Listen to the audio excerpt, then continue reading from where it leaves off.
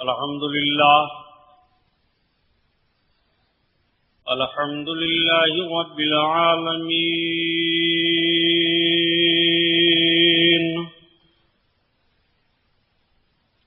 والصلاة والسلام على سيد المرسلين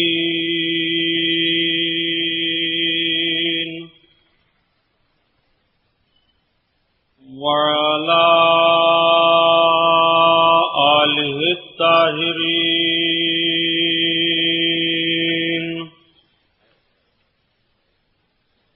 وأصحابه المطهرين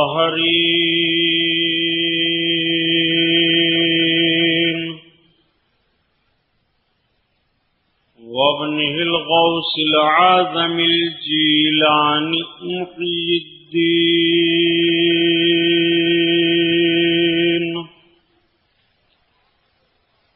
وأهل بيته أجمعين، أما بعد، أعوذ بالله من الشيطان الرجيم، بسم الله الرحمن الرحيم. قال الله تعالى في القرآن العظيم والفرقان الحميد: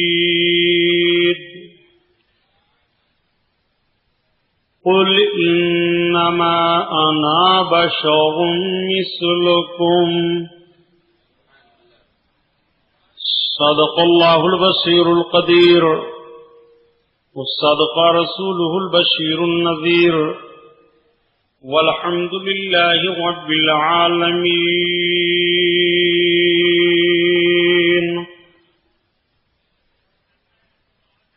لائق صد احترام علماء اہل سنت، قابل قدر سامعین حضرات، آئیے ہم اور آپ سب سے پہلے اپنے اور ساری کائنات کے مرکز عقیدت حضور رحمت للعالمین، شفیع المذنبین اور رسول گرامی وقار، محبوب پروردگار، دونوں عالم کے مالک و مختار حضور محمد الرسول اللہ صلی اللہ تعالی علیہ وسلم کے دربار پرانوار میں درود شریف کا نذرانہ پیش فرمائیں. پڑھیے بلند آواز سے: صلی اللہ علیہ نبی علیہ صلی اللہ تعالی علیہ وسلم. صلاۃ و سلام علیک یا حبیب اللہ صلی اللہ تعالی علیہ وسلم. پورا مجمع خیر و برکت کے لیے اور درود شریف پڑھ لیجیے. اللہم صلی علی سیدنا و مولانا محمد معدن الجود والکرم وعلی آلہ وبارک وسلم. صلاۃ و سلام علیک یا رسول اللہ صلی اللہ تعالی علیہ وسلم. حضرات، آج کا یہ عظیم الشان رحمت و نور میں ڈوبا جلسہ، جو محرم الحرام شریف کا 6واں جلسہ ہے، شہیدان کربلا کے نام پر اس محفل کا انعقاد ہوا ہے. شمع رسالت کے پروانوں کو دعوتیں دی گئی ہیں. آقا کریم صلی اللہ تعالی علیہ وسلم کا ذکر جمیل سماعت فرمانے کے لیے آپ سب حضرات تشریف لائے ہیں. رب تعالیٰ اپنے محبوب کے صدقہ میں سنی جامع مسجد کاپڑیا کے تمام ارکان اور اس جلسہ کے تمام معاونین کی محنتوں کو قبول فرمائے. آمین. اس جلسے نور کو ہمارے اور آپ کے لیے ذریعہ نجات بنائے. میں نے کل اپنے مختصر بیان میں خلفائے اربعہ کے تعلق سے کچھ عرض کیا تھا. آج آقا کریم صلی اللہ تعالی علیہ وسلم کی بشریت کے تعلق سے کچھ عرض کروں گا. اعلان کے مطابق تو ہونا یہ چاہیے کہ اہل بیت اطہار کے فضائل بیان کیے جائیں، لیکن ایک گوشہ سیرت رسول کا صلی اللہ علیہ وسلم ایسا ہے کہ جس گوشے پر لوگوں کی زبانیں کھلتی رہتی ہیں اور نہ جانے کیا کیا وہ سوچ جاتے ہیں، تو ضرورت اس بات کی ہے کہ امامین کریمین کے نانا حضور امام الانبیاء علیہ الصلوۃ والتسلیم کی مقدس زندگی کا وہ گوشہ بھی آپ حضرات کے سامنے رکھ دیا جائے، دھوکے میں آ نہ جائے کہیں فکر و آگہی، دھوکے میں آ نہ جائے کہیں فکر و آگہی، آقائے کائنات لباس بشر میں ہے۔ حسب معمول نعت شریف کے دو چار شعر سن لیجئے، اسی سے بیان کا آغاز ہو۔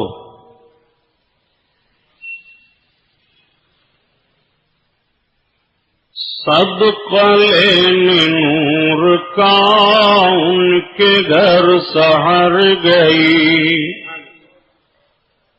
صدقہ لینے نور کا ان کے گھر سحر گئی، صدقہ لینے نور کا ان کے گھر سحر گئی، ان کے گھر سحر گئی، حضرت آمنہ کی گود مصطفیٰ سے بھر گئی، حضرت آمنہ کی گود مصطفیٰ سے بھر گئی، تابناک تابناک ہے زمین و آسمان، یا رسول اللہ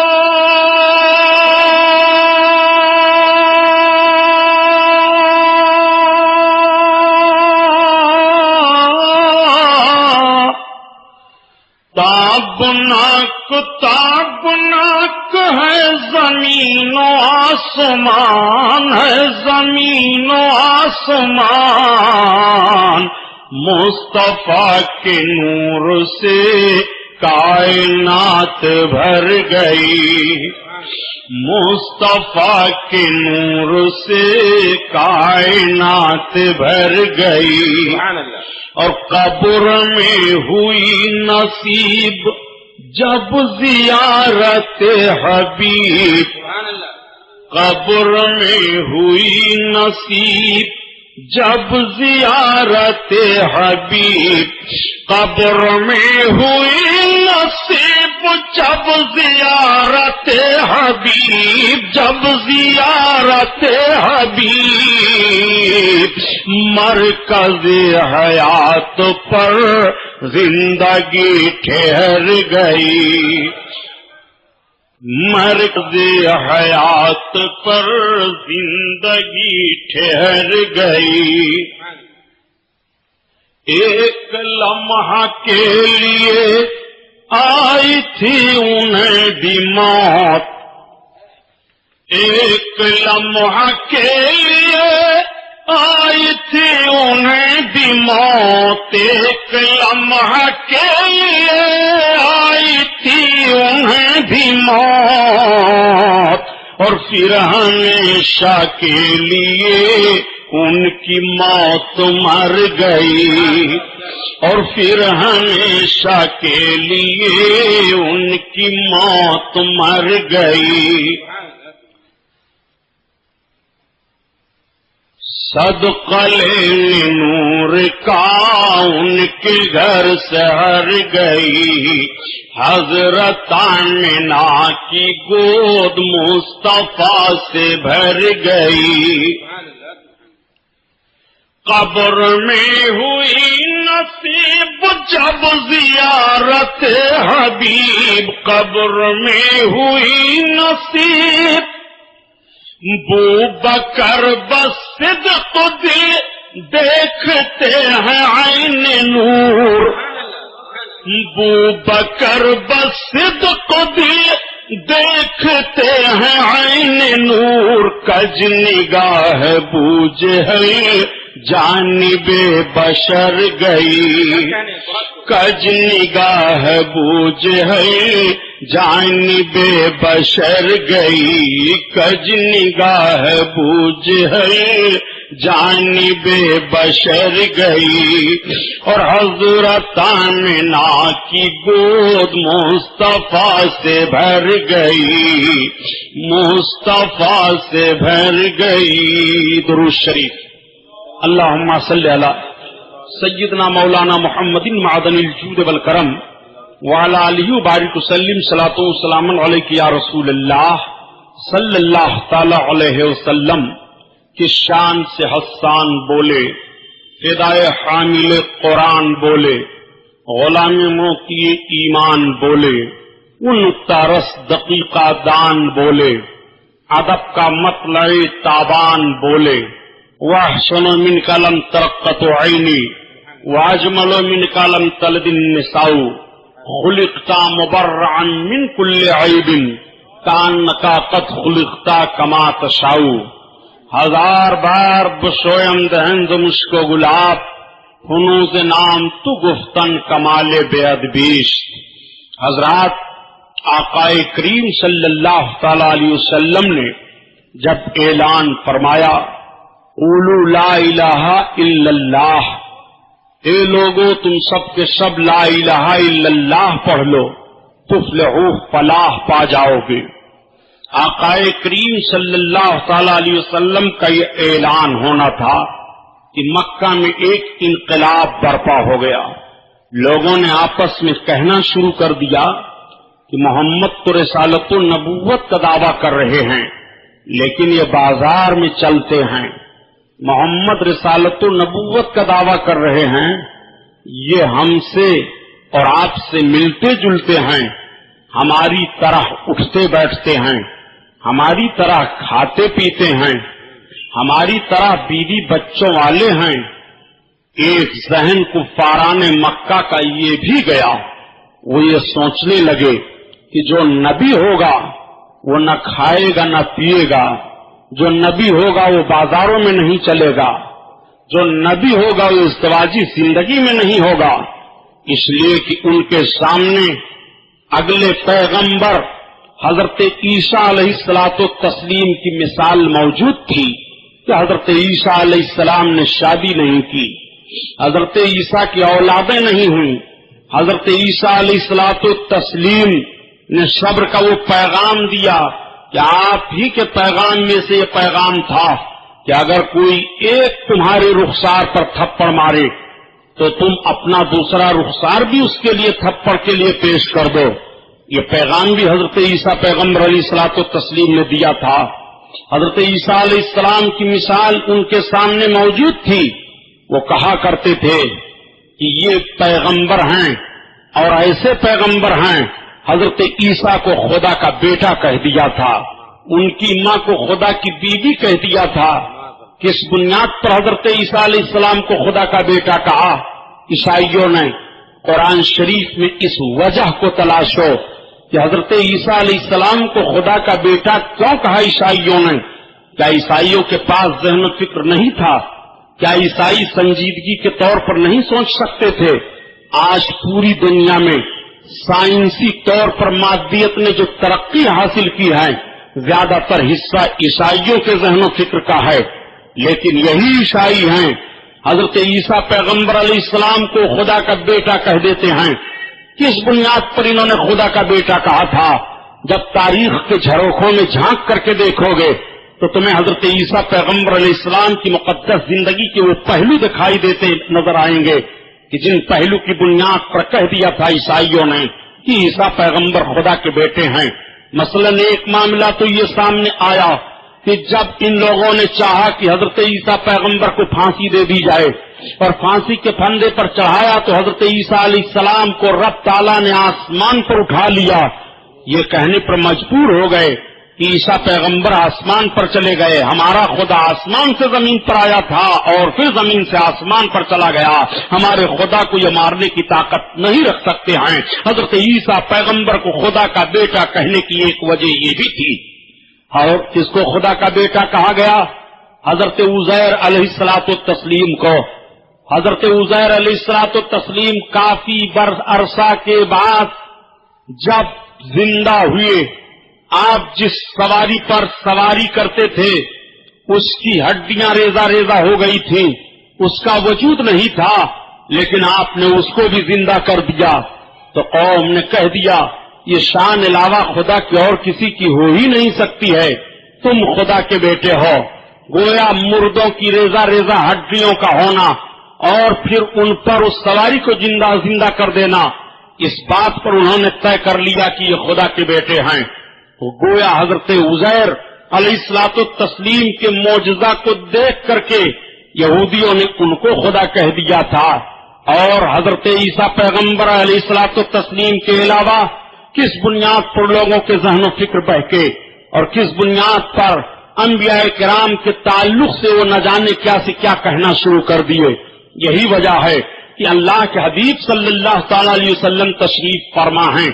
صحابہ نے عرض کیا یا رسول اللہ، عیسیٰ علیہ السلام کو عیسائیوں نے خدا کا بیٹا کہہ دیا، عزیر کو خدا کا بیٹا کہہ دیا، نہ جانے کیا کیا اپنے پیغمبروں اور رسولوں کے تعلق سے وہ لوگ کہتے چلے گئے، یا رسول اللہ ہم آپ کو کیا کہیں؟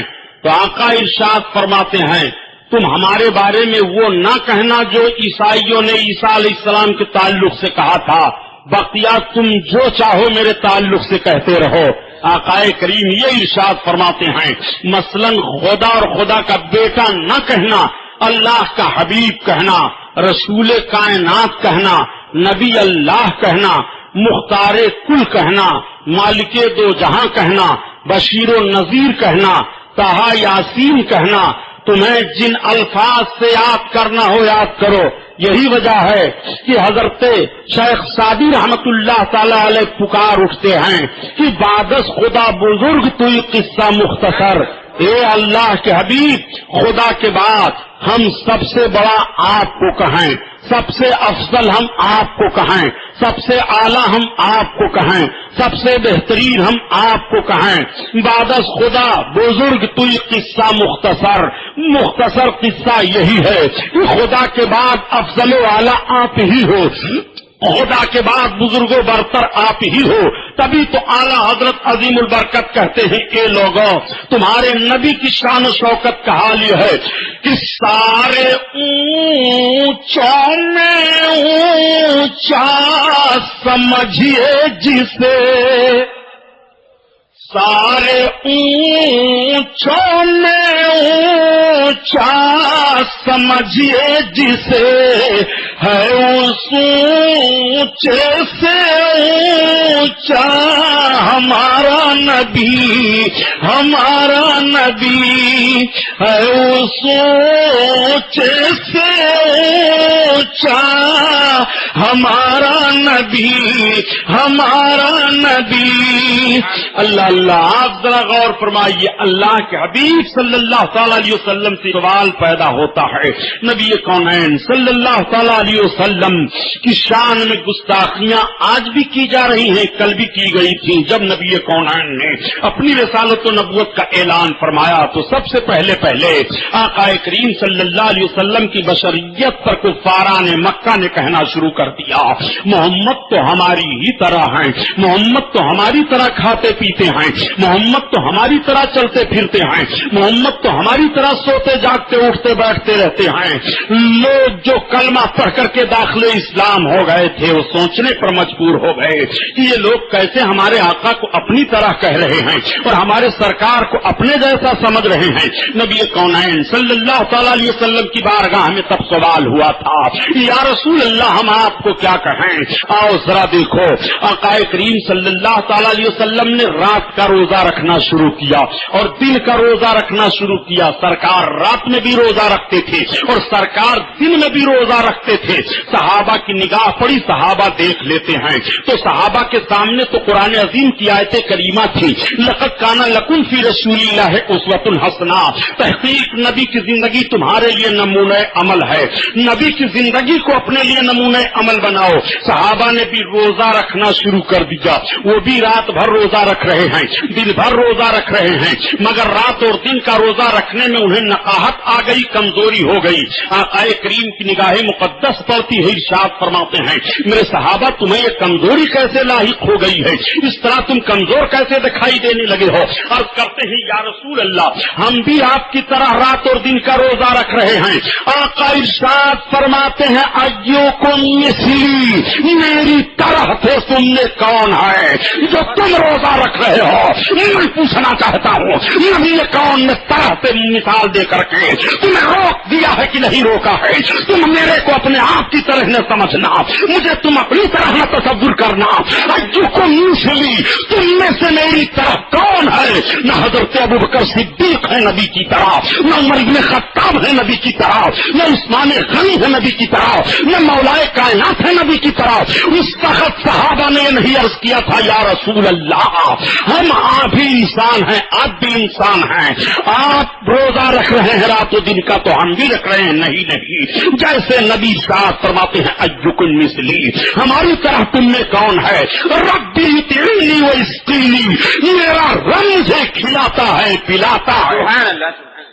آؤ ذرا دیکھو نبی کون نے ارشاد فرمایا کہ نہیں, لست احدکم, تم میں کون ہے میری طرح. آقا صلی اللہ علیہ وسلم صحابہ سے مخاطب ہیں ایوکم مثلی, تم میں سے میری طرح کون ہے. ذرا ان سے پوچھ لیے یہ رات دن جو بشریت پر بحث کرتے رہتے ہیں, پہلے ایک مسئلہ ذہن میں رکھ لو, جو نبی کو بشر نہ مانے گا وہ کافر ہے. اس بات کو ذہن میں رکھنا, جو نبی کو بشر نہ مانے وہ کافر ہے. ہمارا جھگڑا نبی کی بشریت میں جو ان سے چل رہا ہے, جب یہ نبی کو اپنی طرح بشر کہتے ہیں تب زبان پر ان کے پابندی لگائی جاتی ہے. تم نبی کو اپنی طرح بشر کی رٹکیاں لگاتے ہو. کون کلمہ پڑھنے والا دنیا کا مسلمان محمد رسول اللہ صلی اللہ تعالی علیہ وسلم کو خدا مانتا ہے؟ ساری دنیا کے مسلمان جیسے کلمہ پڑھتے ہیں تو کہتے ہیں اشہد ان لا الہ الا اللہ واشہد ان محمدًا عبدہ ورسولہ. نبی کی عبدیت کا اقرار بندہ مومن کلمہ میں کر رہا ہے تو پھر بشر کا جھگڑا کہاں رہ گیا؟ تم جو نبی کونین کو اپنی طرح بشر کہہ رہے ہو اس پر جھگڑا چل رہا ہے. نبی کو اپنی طرح ثابت کر رہے ہو, بشر تمہیں کہنے کی ضرورت کیا ہے؟ تمہیں کب حکم دیا گیا کہ تم نبی کو بشر کہو؟ بشر مانو, ماننا اور ہوتا ہے, کہنا اور ہوتا ہے. بندے مومن اپنے ذہن و فکر میں یہ تصور رکھتا ہے کہ میرے آقا خدا کے بندے ہیں, لیکن زبان پر کیا تمہیں ضروری ہے کہ تم یہ کہو نبی بشر ہیں بشر ہیں بشر ہیں؟ تمہیں اور کہنے کے لیے جملے نہیں ملتے ہیں. بات تو حقیقت ہے, نبی کونین صلی اللہ تعالی علیہ وسلم بشر ہیں, جو نہیں مانے گا وہ کافر. مگر کچھ جملے ایسے ہوتے ہیں کہ زبان سنبھالو. اگر آپ کے محاورے میں کہہ دیا جائے کہ ذرا آپ اپنی ماں کو اس طرح کہہ کر کے پکاریے میرے باپ کی بیوی ادھر آؤ, تو یہ بتائیے اس نے غلط کہا کہ جھوٹ کہا؟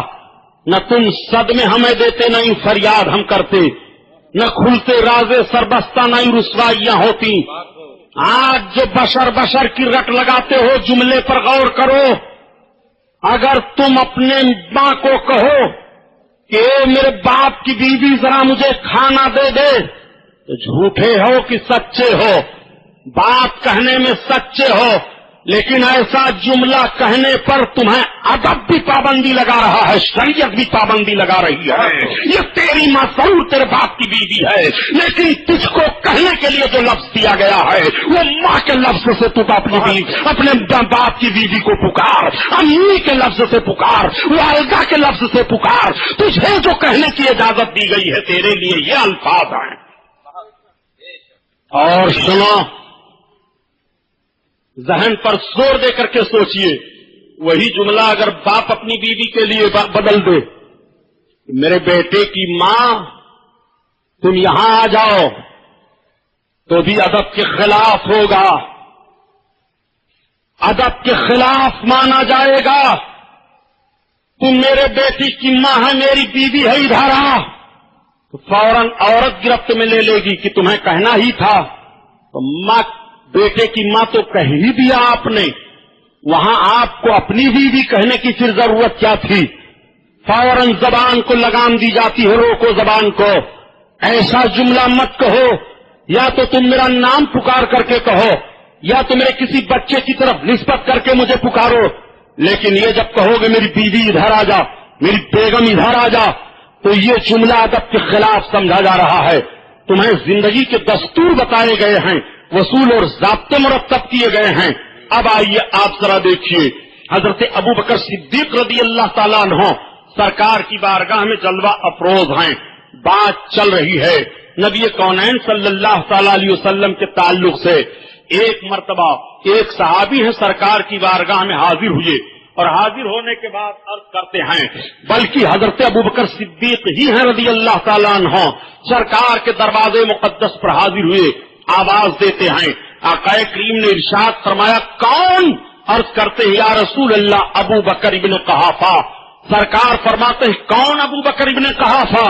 عرض کرتے ہیں، یا رسول اللہ ابو بکر صدیق، عائشہ کے باپ. آقا ارشاد فرماتے ہیں، کون عائشہ؟ حضرت ابو بکر عرض کرتے ہیں، یا رسول اللہ جو حرم سرا میں ہیں. آقا ارشاد فرماتے ہیں، کون؟ آقا کریم صلی اللہ علیہ وسلم کے اس ارشاد پر حضرت ابوبکر صدیق خاموش ہو گئے. آقا کریم صلی اللہ تعالی علیہ وسلم سے جب بعد میں ملاقات ہوتی ہے تو عرض کرتے ہیں، یا رسول اللہ میں نے اس طرح سے آپ کی بارگاہ میں اپنی فریاد کو پیش کیا تھا تو آپ نے میرے نام کو بھی سنا. کہا، کون ابو بکر؟ میں نے اپنی بیٹی کی طرف اپنی نسبت کی. آپ نے کہا، کون عائشہ؟ یا رسول اللہ معاملہ کیا تھا؟ تو آقا ارشاد فرماتے ہیں، اے ابو بکر، لما اللہ وقت لا یسانی فیہ ملک مقرب ولا نبی مرسل. اے ابو بکر، اللہ کے لیے میرا ایک ایسا وقت ہوتا ہے کہ اب اس وقت میں کسی مقرب فرشتہ کی گنجائش ہوتی ہے، نہ کسی نبی مرسل کی گنجائش ہوتی ہے. یا ابا بکر لم یعرفنی حقیقتا سوا ربی. اے ابو بکر، میری حقیقت کو میرے رب کے علاوہ کوئی نہیں جانتا. یا ابا بکر لم یعرفنی حقیقتا سوا ربی. ابو بکر، میری حقیقت کو میرے رب کے علاوہ کوئی نہیں جانتا. اب آپ سے میں پوچھنا چاہتا ہوں، آج جو بشر کی رٹ لگا رہے ہو، یہ کس بنیاد پر؟ قرآن عظیم کی آیت کریمہ ہے، قل انما انا بشر مثلکم. اے محبوب، تم فرما دو میں تمہاری طرح بشر ہوں. اس ترجمہ کو دیکھ کر کے تم نے اپنے آپ کو نبی کی طرح کہنا شروع کر دیا. نبی کونین پر یہ آیت کریمہ نازل ہو رہی ہے، مخاطب صحابہ کرام ہیں، سرکار صحابہ سے فرما رہے ہیں، قل انما انا بشر مثلکم، میں تمہاری طرح بشر ہوں، میں تمہاری طرح بشر ہوں. آقا صلی اللہ تعالی علیہ وسلم پر یہ آیت نازل ہوئی، صحابہ سرکار کے روبرو تشریف فرما ہیں. لیکن کیا کبھی روایت دکھا سکتے ہو؟ بخاری شریف، ترمذی شریف، مسلم شریف، مدارک شریف اور تفسیروں کی کتابیں، احادیث کی کتابیں، احادیث میں صحاح ستہ کی احادیث کی کتابیں، کسی میں آپ نہیں دکھا سکتے ہو کہ کسی صحابی نے کبھی بھی نبی کونین صلی اللہ تعالی علیہ وسلم کو یا بشر کہہ کر کے پکارا ہو، یا انسان کہہ کر کے پکارا ہو، وہ جب جب سرکار کو پکارتے تھے یا رسول اللہ، یا نبی اللہ، یا رسول اللہ، یا حبیب اللہ، یہی کہہ کر کے آقا کی بارگاہ میں فریاد پیش کرتے تھے۔ وہ اپنی زبان پر کبھی بھی بشر کا لفظ پکارنے کے لیے نبی کونین صلی اللہ تعالی علیہ وسلم کے لیے نہیں لاتے تھے، اس لیے کہ ان کے سامنے وضاحت کی گئی ہے کہ محبوب تمہاری طرح بشر ہیں، فرما رہے ہیں تاکہ تم محبوب کے معجزات کو دیکھ کر کے اور محبوب کی خوبیوں کو دیکھ کر کے، جیسے عیسائیوں نے حضرت عیسیٰ کو خدا کا بیٹا کہہ دیا تھا، عزیر کو خدا کا بیٹا کہہ دیا تھا، اور نبیوں کے بارے میں نہ جانے کیا کیا کہہ گئے تھے، ایسے تم محبوب کے بارے میں نہ کچھ کہہ دینا کہ تمہارا ایمان برباد ہو جائے۔ تم خدا سے محبوب کی عظمتوں کو دیکھ کر کے ملا دو، تمہارے ذہن و فکر میں یہ بات آنے نہ پائے۔ قل انما انا بشر مثلکم، اے محبوب تم فرما دو میں تمہارے مثل ہوں، میں تمہاری طرح ہوں۔ نبی کونین صلی اللہ تعالی علیہ وسلم پر یہ آیت کریمہ نازل ہوتی ہے۔ اب آپ ذرا ہمیں بتائیے کہ نبی کونین صلی اللہ تعالی علیہ وسلم نے یہ صحابہ سے ارشاد فرمایا، آئے مخاطب صحابہ ہیں، اور صحابہ نے کبھی بھی سرکار کو اپنی طرح نہیں سمجھا، اور نہ اپنی طرح وہ سرکار کو کہتے تھے، اور نہ اپنی طرح وہ سرکار کے بارے میں سوچتے تھے، اور نہ اپنی طرح وہ سرکار کے بارے میں کچھ چینی گوئیاں کرتے تھے۔ سرکار صلی اللہ علیہ وسلم کو اپنی طرح سمجھ لیا، اور آپ نے لکھ دیا اپنی کتاب میں نبی کی تعظیم بڑے بھائی کسی کرنی چاہیے تو اس میں بھی اختصار کرنا چاہیے۔ نبی کونین کا مرتبہ ایسے ہی ہے جیسے گاؤں کے ایک مکھیا کا ہوتا ہے، گاؤں کے ایک چودھری کا ہوتا ہے۔ تم نے اس بات کو اپنی کتاب میں لکھ کر کے اپنے عقیدے کا اظہار کر دیا ہے کہ نبی کونین صلی اللہ تعالی علیہ وسلم کو معاذ اللہ ہم اپنی ہی طرح رہے ہیں۔ ذرا اپنی طرح سمجھنے والوں نبی کو اپنے گریبان میں ہاتھ ڈال کر کے دیکھو کہ تم کیا ہو، نبی کیا ہیں۔ نبی کے تعلق سے تو ان کا رب ارشاد فرماتا ہے قد جاءکم من اللہ نور، تحقیق اللہ کی جانب سے تمہارے پاس نور آیا، وہ کتاب مبین اور روشن کتاب آ گئی ہے۔ تو ایک طرف تو رب تعالیٰ اپنے محبوب کو نور ارشاد فرما رہا ہے، سراجم منیر ارشاد فرما رہا ہے، ایک طرف رب تعالیٰ اپنے محبوب کو بشیر ارشاد فرما رہا ہے، ایک طرف رب تعالیٰ اپنے محبوب کو مزمل ارشاد فرما رہا ہے، ایک طرف رب تعالیٰ اپنے محبوب کو مدثر ارشاد فرما رہا ہے، ایک طرف رب تعالیٰ اپنے محبوب کو یا نبی ارشاد فرما رہا ہے۔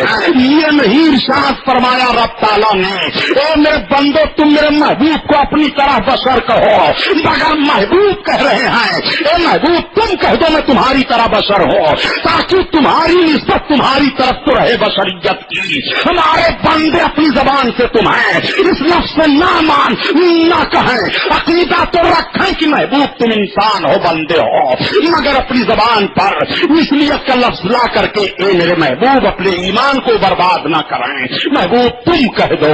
آقا کریم صلی اللہ علیہ وسلم سے کہلایا جا رہا ہے قل انما انا بشر مثلکم، اے محبوب تم فرما دو میں تمہاری طرح بشر ہوں۔ نبی کونین صلی اللہ تعالی علیہ وسلم کے اس فرمانے پر آپ نے ساری باتوں کو چھوڑ دیا اور بشریت کو لے کر کے آپ بھاگتے چلے جا رہے ہیں۔ صاحب نبی نے تو خود فرمایا ہے کہ میں تمہاری طرح بشر ہوں، تو جب نبی تمہاری طرح کہہ رہے ہیں کہ میں بشر ہوں تو نبی کو بشر کیوں نہ کہا جائے؟ میں آپ سے کہتا ہوں آپ کو کہنے کی اجازت کہاں دی گئی ہے؟ آپ کو ماننے اور ایمان لانے کی اجازت دی گئی ہے کہ ہاں نبی کو بشر مانو، مگر تم اپنی طرح کہاں تمہیں کہا گیا ہے کہ بشر مانو؟ اس آیت کے مخاطب تو صحابہ کرام ہیں، تم سے کہاں یہ کہہ دیا گیا؟ صحابہ جن سے مخاطب یہ آیت کریمہ ہے وہ تو نبی کو اپنی طرح سمجھ ہی نہیں رہے ہیں اور نہ اپنی طرح کہہ ہی رہے ہیں۔ آپ کو کس نے حق دے دیا ہے نبی کونین صلی اللہ تعالی علیہ وسلم کو کہنے کے لیے؟ ذرا دیکھو بشر کا معاملہ پہلے کفاران مکہ کے دور میں بھی آیا تھا۔ کفاران مکہ کے دور میں کیسے آیا تھا؟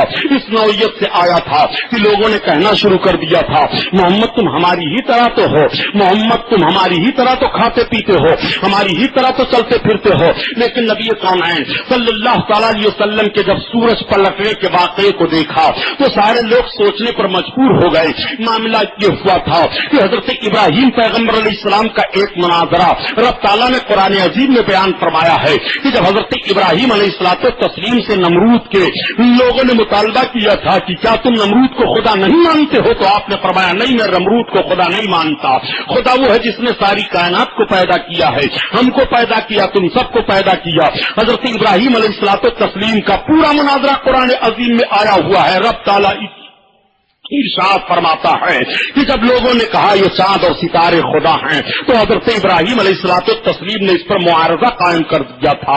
اے چاند جب تو خدا ہے تو ڈوب کیوں جاتا ہے؟ اے سورج جب تو خدا ہے تو ڈوب کیوں جاتا ہے؟ آپ نے للکارا میری قوم سن لو، یہ ڈوبنے والا خدا نہیں ہے، یہ ہر دم طلوع ہونے والا خدا نہیں ہے. قوم مبہوت ہو جاتی ہے. نمرود کے تعلق سے بھی بتایا جاتا ہے وہ مبہوت ہو جاتا ہے. اور جب ایک مناظرہ یہ ہوا تھا نمرود کے سامنے حضرت موسیٰ حضرت ابراہیم خلیل اللہ علیہ السلام سے کہ یہ بتاؤ تم خدا ہمیں مانتے ہو؟ کہا نہیں. کہا تمہارا خدا کون ہے؟ حضرت ابراہیم فرماتے ہیں میرا خدا وہ ہے جو مارتا اور جلاتا ہے. نمرود نے فوراً پکڑ لیا 2 قیدیوں کو اور پکڑنے کے بعد ایک قیدی کو مروا دیا اور دوسرے قیدی کو آزاد کر دیا. کہا دیکھو میں بھی مار دیتا ہوں اور میں بھی زندہ رکھتا ہوں. حضرت ابراہیم خلیل اللہ علیہ الصلوۃ والتسلیم نے فوراً مناظرے کا رخ بدل دیا. آپ ارشاد فرماتے ہیں نمرود سن میرا خدا وہ ہے جو سورج کو پورب سے نکالتا ہے اور مغرب میں ڈبوتا ہے. اگر تو خدا ہے کہ سورج کو مغرب سے نکال دے اور مغرب مشرق میں ڈبو دے. حضرت ابراہیم خلیل اللہ علیہ الصلوۃ والتسلیم نے جب یہ معارضہ قائم فرمایا فبہت الذی، تو قرآن عظیم کی آیت کریمہ ہے وہ مبہوت ہو گیا. حضرت ابراہیم کے سوال کا جواب نہ دے سکا. اب آپ معارضہ سامنے رکھیے. حضرت ابراہیم علیہ الصلوۃ والتسلیم نے فرمایا تھا کہ اگر تو سورج کو پچھم سے نکال دے اور پورب میں ڈوبے دے تو ہم سمجھ لیں کہ تو خدا ہے. اس ذہن کو آپ اس واقعے کو اپنے ذہن میں رکھتے ہوئے آگے بڑھیے اور سوچئے کہ اللہ کے حبیب صلی اللہ تعالی علیہ وسلم نے مقام صحابہ میں جب حضرت علی کائنات کے مقدس جامے پر اپنے سر انور کو رکھ کر کے آرام فرما رہے تھے اور آپ کی نماز عصر قضا ہو گئی تھی. نبی کونین نے نماز عصر ادا فرما لی. حضرت علی رضی اللہ تعالیٰ عنہ کی آنکھوں سے آنسو بہ نکلے. آقا کریم ارشاد فرماتے ہیں دیکھتے ہوئے علی تمہارا کیا حال ہے؟ عرض کرتے ہیں یا رسول اللہ میری نماز عصر قضا ہو گئی ہے. اب نبی صلی اللہ تعالی علیہ وسلم کو حضرت علی اپنی طرح اگر سمجھتے تو عرض کر دیتے یا رسول اللہ میری نماز عصر قضا ہو گئی، اب آپ کا کیا اختیار ہے؟ یا رسول اللہ اب آپ کیا کر سکتے ہیں؟ نہیں بلکہ حضرت علی صرف اتنا عرض کرتے ہیں یا رسول اللہ میری نماز عصر قضا ہو گئی ہے. اس پر حضرت علی سے سرکار نے کوئی سوال نہیں فرمایا کہ علی تمہاری نماز عصر قضا کیسے ہوئی؟ نہیں، بلکہ روایت میں ہے حدیث کی کتابوں میں کہ نبی کونین اپنے دست پاک کو رب کی بارگاہ میں دراز فرماتے ہیں اور عرض کرتے ہیں رب کی بارگاہ میں اے اللہ علی تیرے اور تیرے محبوب کی طاعت میں تھے اس لیے ان کے لیے ڈوبے ہوئے سورج کو پلٹا دے. نبی کی مقدس زبان وہ ہوتی ہے کہ ڈوبا ہوا سورج پلٹ آتا ہے اور اس کی روشنی پہاڑوں پر بکھر جاتی ہے. اللہ اکبر. اب آپ سے میں پوچھنا چاہتا ہوں حضرت علی سے زیادہ کون قرآن کو سمجھنے والا تھا؟ حضرت علی رضی اللہ تعالیٰ عنہ صحابہ میں قرآن کو بہت سمجھ رہے ہیں. حضرت علی رضی اللہ تعالیٰ عنہ کے سامنے آیت کریمہ ہے قل انما انا بشر مثلکم، تم فرما دو محبوب میں تمہاری طرح ہوں. اور دوسرے حضرت ابراہیم خلیل اللہ کا مناظرہ بھی سامنے ہے. انہوں نے معارضہ قائم کیا تھا کہ سورج کو پچھم سے نکال دے میں تجھے خدا مان لوں گا. اب میں آپ سے پوچھنا چاہتا ہوں حضرت علی رضی اللہ تعالیٰ عنہ کے ذہن فکر میں یہ بات آ سکتی تھی کہ نہیں؟ صحابہ کے ذہن میں یہ بات آ سکتی تھی کہ نہیں؟ ابراہیم خلیل اللہ نے معارضہ قائم فرما دیا ہے کہ سورج کو پچھم سے نکال دے میں خدا مان لوں گا، لیکن نہیں نبی سورج کو پچھم سے نکال بھی رہے ہیں، ڈوبا ہوا سورج پلٹ بھی رہا ہے اور صحابہ سرکار کو بشر مان بھی رہے ہیں. اس لیے کہ جب سورج کو پلٹنا دیکھ رہے ہیں تو نبی کو اپنی طرح نہیں سمجھ رہے ہیں اور جب قرآن کی آیت پر نظر جا رہی ہے تو نبی کو خدا نہیں مان رہے ہیں. اللہ اکبر. یہ فرق ہے. قل انما انا بشر مثلکم. نعرہ تکبیر، نعرہ رسالت، مذہب اسلام، مسلک اعلی حضرت علامہ سبحانی صاحب قبلہ. سبحان اللہ. اسی لیے تو اعلی حضرت عظیم البرکت کہتے ہیں اے لوگو لمیات نظیرو کفی نظر مثل تو نشد پیدا جانا اور جگ راج کو تاج تورے سر سوہے تجھ کو شاہد دوسرا جانا. اللہ اکبر. آقا کریم صلی اللہ تعالی علیہ وسلم جلوہ افروز ہیں. حضرت جبریل علیہ الصلوۃ والتسلیم بھی بارگاہ رسالت میں حاضر ہیں. آقا ارشاد فرماتے ہیں جبریل یہ تو بتاؤ کہ اے جبریل مجھ سے اچھا تم نے کسی کو دیکھا ہے اور مجھ سے خوبصورت کسی کو دیکھا ہے؟ حضرت جبریل علیہ السلام عرض کرتے ہیں یا رسول اللہ میں تمام پیغمبروں کی خدمت میں وہی لے کر کے گیا اور یا رسول اللہ آپ کی بارگاہ میں حاضر ہو رہا ہوں. یا رسول اللہ میں نے 14 طبق الٹ پلٹ کر کے دیکھا ڈالا ہے. آقا کہا گردیدام سہرے بتاؤں ورزیدام. یا رسول اللہ میں نے 14 طبق الٹ پلٹ کر کے دیکھ ڈالا ہے. بڑے بڑے انبیاء کرام کی بارگاہوں میں میری حاضری ہوئی ہے لیکن یا رسول اللہ آپ کی طرح میں نے کسی کو نہیں دیکھا. یا رسول اللہ جیسا میں نے کسی کو نہیں دیکھا. آؤ نبی کونین کو سمجھنے کے لیے آؤ ذرا تھوڑی سی توجہ آپ معراج شریف کی طرف لے کر کے چلو. اللہ کے حبیب صلی اللہ تعالی علیہ وسلم جب معراج شریف میں تشریف لے جانے لگے ہیں تو حضرت جبریل علیہ الصلوۃ والتسلیم نبی کو کس انداز سے معراج میں دولہا بنا کر کے لے کر کے گئے ذرا آج یہ تاریخ کے جھروکے میں دیکھیے. نبی کونین صلی اللہ تعالی علیہ وسلم آرام فرما ہیں. 70,000 فرشتوں کو لے کر کے حضرت جبریل حاضر ہو جاتے ہیں بارگاہ رسالت میں. نبی کونین صلی اللہ علیہ وسلم کو جگاتے کیسے ہیں؟ حدیث شریف کے الفاظ ہیں فقبل قدمیہ. نبی کونین کے دونوں قدموں کا حضرت جبریل بوسہ لے رہے ہیں. اب آپ ذرا غور فرمائیے نبی کونین کے دونوں قدموں کا بوسہ سید الملائکہ حضرت جبریل لے رہے ہیں. جس نبی کا قدم حضرت جبریل چومے اس نبی کو تمہیں کیا اختیار ہے کہ تم اپنی طرح کہو؟ نبی کونین کو دیکھو ان کی عظمت کو دیکھو. اسی لیے تو اعلیٰ حضرت عظیم البرکت فرماتے ہیں کہ تم نبی کو سمجھتا ہے تو سن کہ خلق سے اولیاء سے رسل اور رسولوں سے ہمارا نبی اور رسولوں سے ہمارا نبی. اللہ اللہ قائے کریم صلی اللہ علیہ وسلم کے قدموں کا بوسہ حضرت جبریل لے رہے ہیں. کیا بشر اپنی طرح سمجھ رہے تھے صحابہ نبی کونین صلی اللہ علیہ وسلم کو؟ دنیا میں کس بشر کے قدم کا بوسہ لیا ہے حضرت جبریل نے؟ تو تمہیں کہنا پڑے گا حضور محمد الرسول اللہ ہیں. اسی لیے ان کو ہم افضل البشر کہتے ہیں, خیر البشر کہتے ہیں, اپنے جیسا بشر نہیں کہتے ہیں. نادان تجھے بشر ہی کا لفظ اپنی زبان پر لانا ہے تو خیر البشر نبی کونین کے لیے ہے, افضل البشر نبی کونین کے لیے ہے. سارے بشر میں سب سے افضل ہیں, سارے بشر میں سب سے بہتر ہیں, سارے انسانوں میں سب سے اچھے ہیں, سارے مومنین میں, سارے رسولوں میں, سارے ولیوں میں, سارے انبیاء کرام میں, بلکہ مقرب رسولوں میں سب سے افضل و اعلیٰ میرے آقا صلی اللہ تعالی علیہ وسلم ہیں. قرآن گواہی دے رہا ہے تلک الرسل فضلنا بعضهم علی بعض. اللہ اکبر, یہ رسول ہیں کہ جن کو اللہ نے بعض کو بعض پر فضیلت دی ہے. اللہ اکبر, رسول کو رسول پر فضیلت ہے اور یہ اپنی طرح نبی کو سوچے بیٹھے ہیں.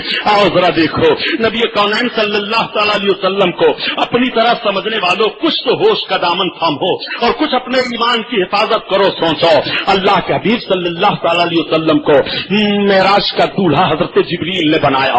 زمزم شریف سے غسل دیا گیا, نورانی جوڑا سرکار زیب تان فرمان لیتے ہیں اور اس کے بعد براق سواری سامنے آ جاتی ہے. آقا کریم صلی اللہ علیہ وسلم سے عرض کرتے ہیں یا رسول اللہ اس پر آپ سوار ہو جائیے. جیسے میرے سرکار اس سواری کی طرف بڑھے تو وہ سواری شوخی کرنے لگا, براق ادھر ادھر مچلنے لگا. حضرت جبریل نے براق کو ڈانٹا, ٹھہر جا, تو نہیں سمجھتا ہے کہ تجھ پر امام الانبیاء سوار ہونے والے ہیں. تب تک اس کو زبان مل جاتی ہے اور وہ بول پڑتا ہے براق اے सैयद उल मलाइका हजरत जिब्रील, मैं जान रहा हूँ ये इमाम उल अंबिया हैं, मुझे मालूम है ये बशीर और नजीर हैं, मुझे मालूम है ये ताहा यासीन है, मुझे मालूम है ये सैयद उल मुरसलीन है, मुझे मालूम है मैं गुस्ताखी की बुनियाद पर शोखी नहीं कर रहा हूँ, बल्कि मामला ये है ए हजरत जिब्रील कि आज जैसे मेरे सरकार मुझ पर सवार होकर के खुदा के कुर्ब में जा रहे हैं, ऐसे मेरे सरकार मेरी तमन्ना पूरी कर दे कि कल कयामत के मैदान से जब जन्नत में जाने लगे तो मुझी को सवारी होने का वहां भी शरफ मिल जाए। तब तक हजरत जिब्रील अलैहिस्सलाम सरकार की तरफ देख के ही अर्ज करते हैं, या रसूल अल्लाह सुन रहे हैं आप बुराक क्या कह रहा है? आका फरमाते हैं, हाँ जिब्रील मैं सुन रहा हूँ, इससे कह दो कि मैंने इसकी तमन्ना पूरी कर दी है।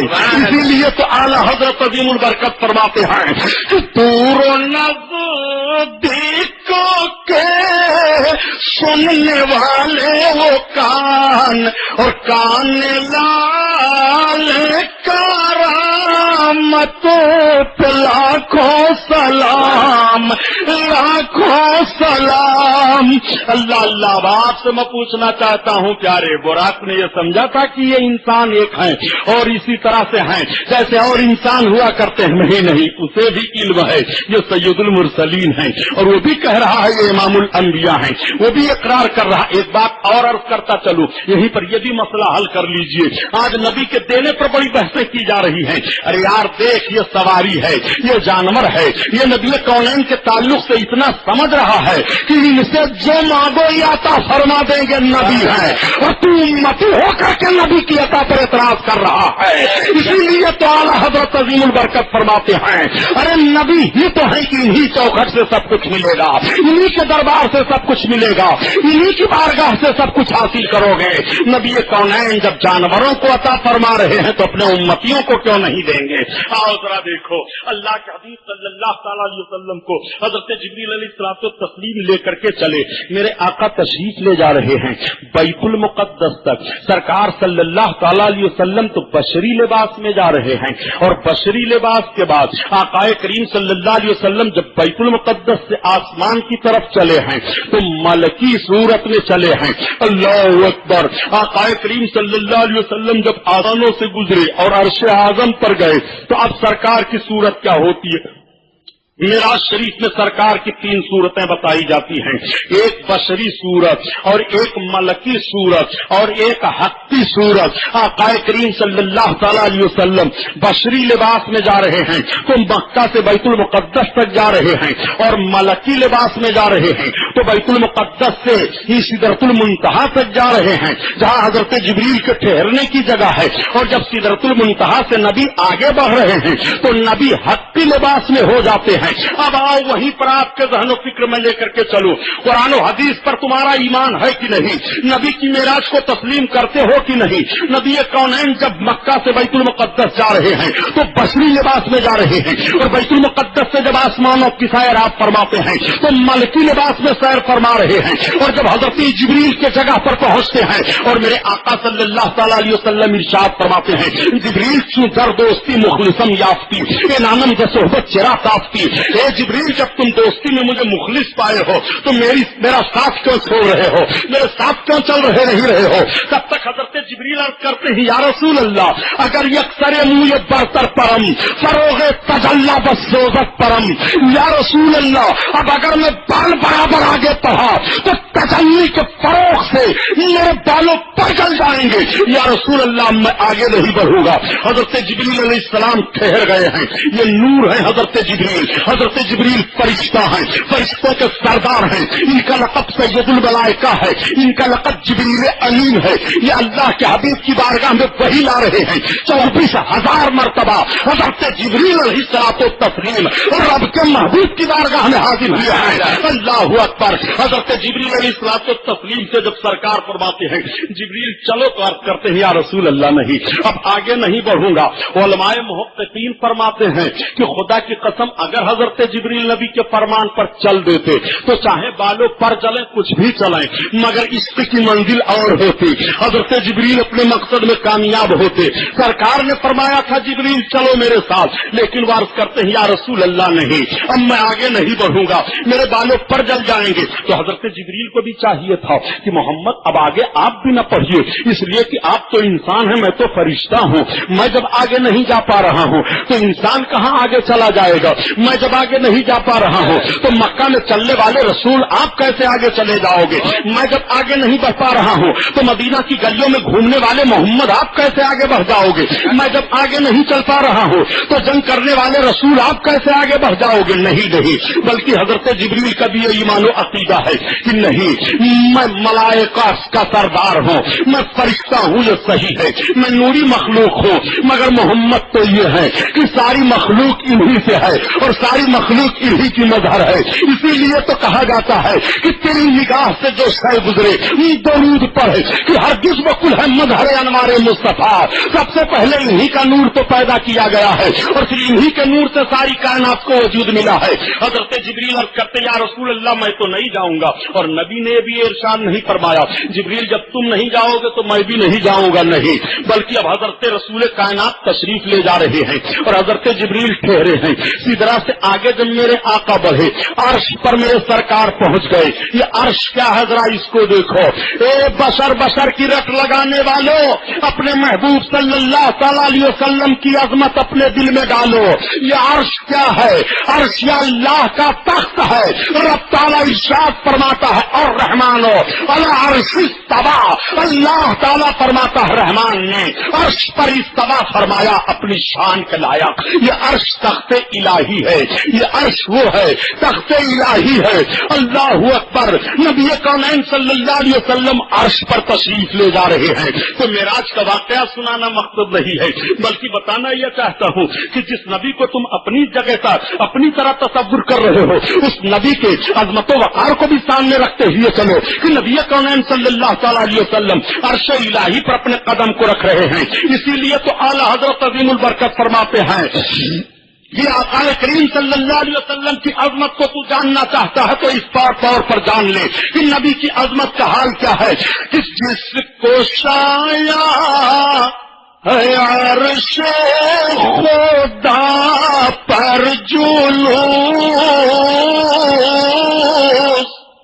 ہے وہ سلطان والا ہمارا نبی, ہمارا نبی ہے وہ سلطان والا ہمارا نبی, ہمارا نبی. میرے آقا عرش پر تشریف لے گئے ہیں. عرش پر تشریف لے گئے تو ذرا دیکھو, عرش سرکار کے پائے مقدس کو پا کر کے قرار پا جاتا ہے. اب جب میرے سرکار عرش سے آگے بڑھنے لگے تو عرش سے آگے لامکاں ہے. لامکاں کا مطلب ہوتا ہے مکان ہے ہی نہیں. جب مکان نہیں ہے تو نبی کیسے گئے؟ جب کوئی چیز کہیں رکھی جائے گی تو وہ چیز کا وجود ہوگا, جہاں رکھی جائے گی اس کا وجود ہوگا, اس کو مکان کہیں گے. ہم اور آپ مکان اپنے رہنے کے لیے تعمیر کرتے ہیں, وہ ہمارا مکان ہے. ہم زمین پر چل رہے ہیں, یہ مکان ہے, ٹھہرنے کی جگہ ہے. ان ساری چیزوں کو مکان کہا جاتا ہے. لیکن نبی عرش سے لامکاں میں تشریف لے گئے, یعنی لامکاں کا مطلب ہوا مکان ہے ہی نہیں. تو جب مکان نہیں ہے تو نبی چاہ کیسے رہے ہیں؟ اپنے ذہن و فکر کو تم دوڑاؤ. جس رسول کے بارے میں بشر کی رٹ لگا رہے ہو, ذرا دیکھو نبی کونین عرش سے جب جا رہے ہیں, اللہ مکہ میں نبی جا رہے ہیں, تو کیا وہی لباس نبی کونین کا ہے جو لباس نبی کا مکہ میں تھا؟ کیا وہی لباس نبی کونین کا ہے جو لباس نبی کا مدینہ طیبہ میں تھا؟ کیا نبی کونین صلی اللہ علیہ وسلم اسی صورت میں ہے جو نبی کونین کی مقدس صورت مدینہ طیبہ میں ہے؟ تو خدا کی قسم اگر انکار کرو کہ نہیں وہ صورت نہیں ہے تو میں عرض کرتا ہوں پھر معراج جسمانی مانو گے کیسے؟ یہ ہمارا آپ کا عقیدہ ہے کہ نبی کو جسمانی معراج ہوئی ہے, یعنی نبی نے اپنی ظاہری آنکھوں سے اپنے رب کو دیکھا ہے. تو نبی لامکاں میں جا رہے ہیں اور جسم کے ساتھ جا رہے ہیں. اب میں آپ سے پوچھنا چاہتا ہوں, جب مکان ہے ہی نہیں تو جسم جائے گا کہیں؟ جب مکان ہے ہی نہیں تو ہاتھ ٹھہرے گا کہیں؟ جب مکان ہے ہی نہیں تو نگاہ ٹھہرے گی کہاں؟ جب مکان ہے ہی نہیں تو نگاہ دیکھے گی کیا؟ جب مکان میدان ہے ہی نہیں تو قدم رکے گا کہیں.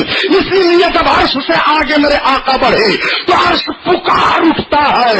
اب نبی کی عظمت سمجھنا بس کے بات نہیں ہے کہ عرش کی عقل دنگ ہے اور چرخوں میں آسمان ہے. عرش کی عقل دنگ ہے اور چرخوں میں آسمان ہے.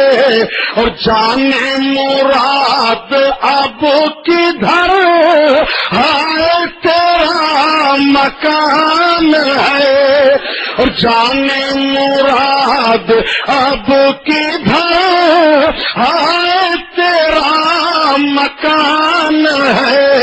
ہے تیرا مکان ہے.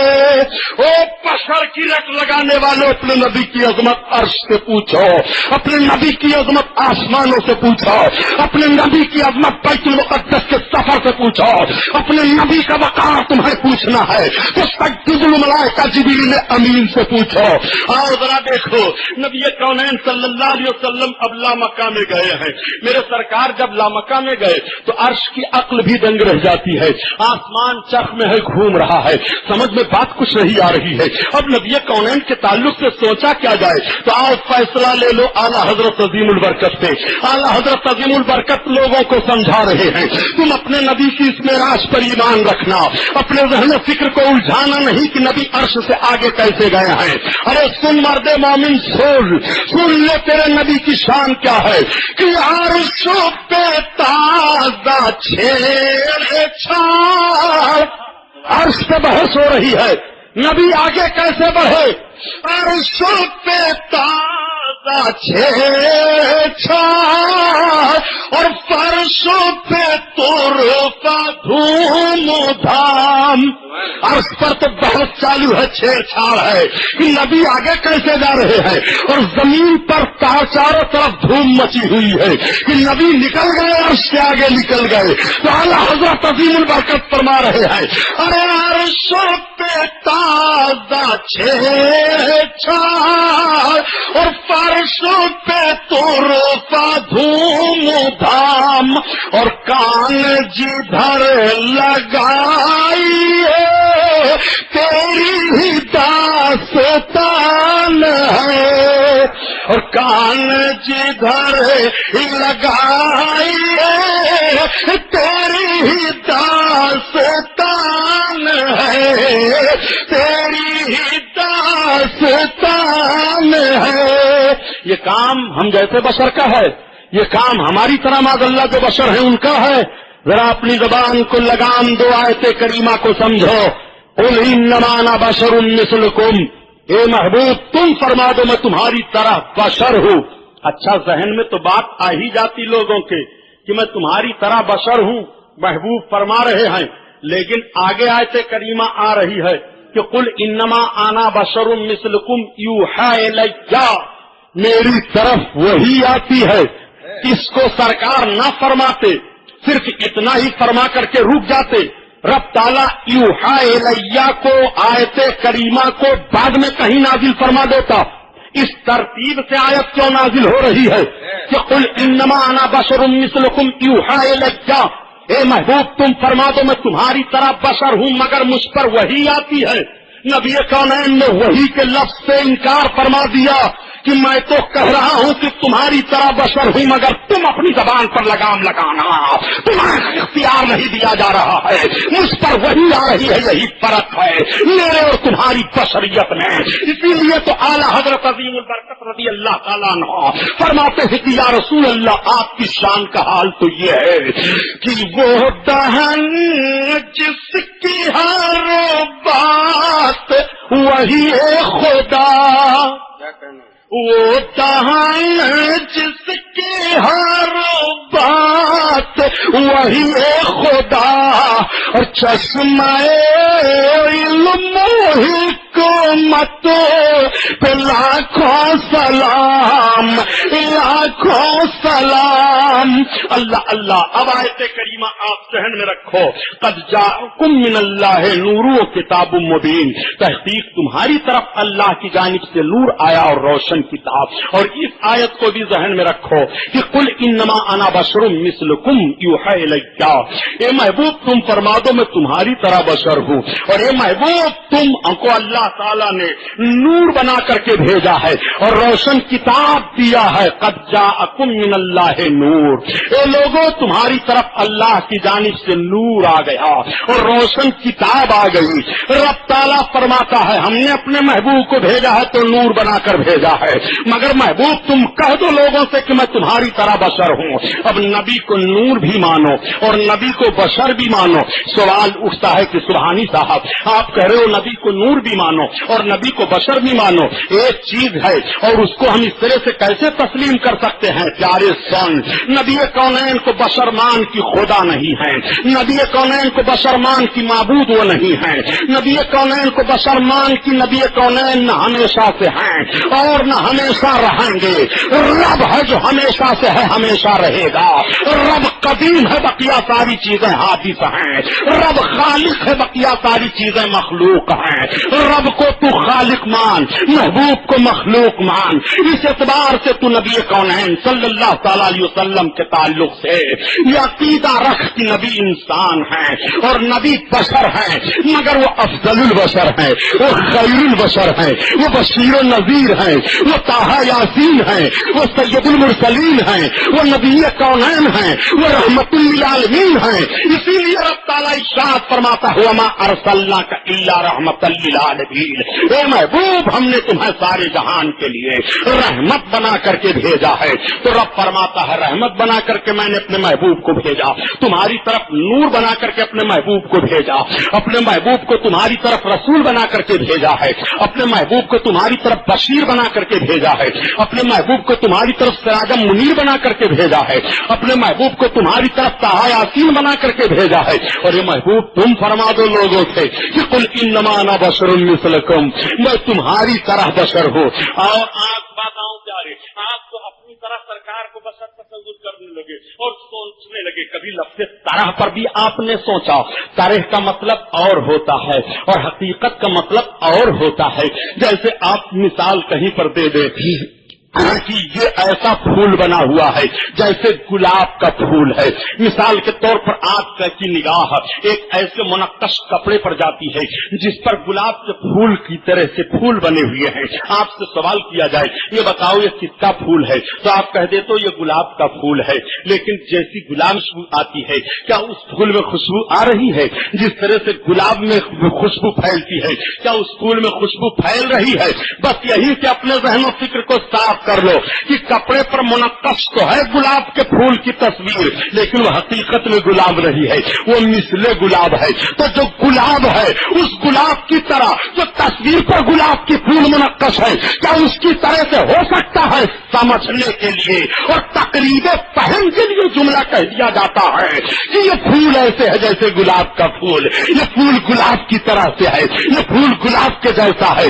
پتہ یہ چلا حقیقت میں جو گلاب کا پھول ہے وہ اور ہے اور جو منقش ہے کپڑے پر تصویر وہ اور ہے. یہ تو سمجھنے کے لیے کہہ دیا جاتا ہے. میرے پیارے دوست اب آپ سمجھ لو کہ قل انما انا بشر مثلکم، لفظ مثل ہی نبی کونین صلی اللہ علیہ وسلم کی برتری واضح فرما رہا ہے. صرف آقا کو اتنے فرمانے کا حکم ہو جاتا کہ محبوب تم فرما دو میں بشر ہوں، مثلکم فرمایا ہی نہ جاتا. مثلکم کہنے کی ضرورت کیا آئی ہے؟ مثلکم اسی طرح سے کہہ دیا گیا ہے تاکہ تم اپنی طرف مجھے نہ سمجھنا، اپنی طرف مجھے خیال نہ کر لینا. سن لو پیارے طرح اور چیز ہوتی ہے اور حقیقت میں چیز اور ہوا کرتی ہے. آپ زندگی بھر تھک جاؤ گے اپنے ایمان کا جنازہ نہ نکالو.